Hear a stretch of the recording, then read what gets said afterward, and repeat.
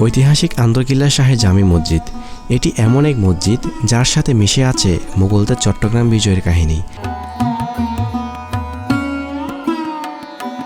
এবং এর সাথে মিশে আছে কুখ্যাত মগ এবং পর্তুগিজ জলদস্যুদের ভয়ঙ্কর ধাওয়ার ইতিহাস। একসময় এই স্থানটি মগ এবং পর্তুগিজ জলদস্যুদের একটা কেল্লা ছিল, যা 1666 সালের 27শে জানুয়ারি চট্টগ্রামে তৎকালীন মুঘল শাসন কর্মকর্তা শায়েস্তা খাঁর ছেলে উমেদ খাঁ তা গুড়িয়ে দেন এবং জলদস্যুরা সেখান থেকে পালিয়ে গেলে উমেদ খাঁ এই কেল্লার অন্দরের ভিতরে প্রবেশ করেন।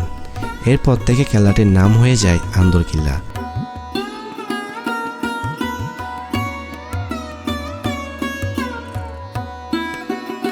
তারপর থেকে পুরো চট্টগ্রাম মুঘল শাসন আমলে চলে আসে। মুঘলদের স্মৃতি ধরে রাখতে সে সময় 1667 সালে মুঘল সেনাপতি সুবেদার শায়েস্তা খাঁর পুত্র উমেদ খাঁ এই মসজিদটি প্রতিষ্ঠা করেন। বর্তমানে এই মসজিদে জুমার দিন হাজারো মানুষ একসাথে নামাজ পড়ে।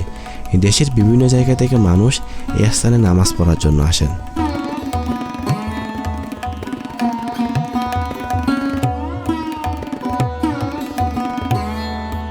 আরঙ্গজের নির্মিত এই মসজিদে একসময় কালো অধ্যায় রচিত হয় 1761 সালে।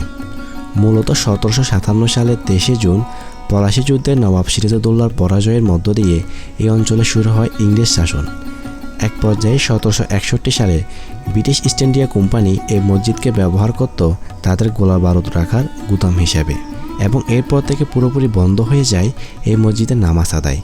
এইভাবে টানা 124 বছর এই মসজিদের নামাজ পড়া বন্ধ ছিল। তবে 1885 সালে সেখানকার নবাব হামিদুল্লাহ খাঁ স্থানীয় মুসলিমদের পক্ষ থেকে এই মসজিদের নামাজের জন্য পুনরায় উন্মুক্ত করে দেওয়ার জন্য ইংরেজ সরকারের কাছে আবেদন জানান এবং এরপর থেকে আবারও শুরু হয় এই মসজিদের নামাজ পড়া। পুরো মসজিদটি পাথর দিয়ে তৈরি, তবে প্লাস্টার করার কারণে এই পাথরগুলো ঢেকে আছে।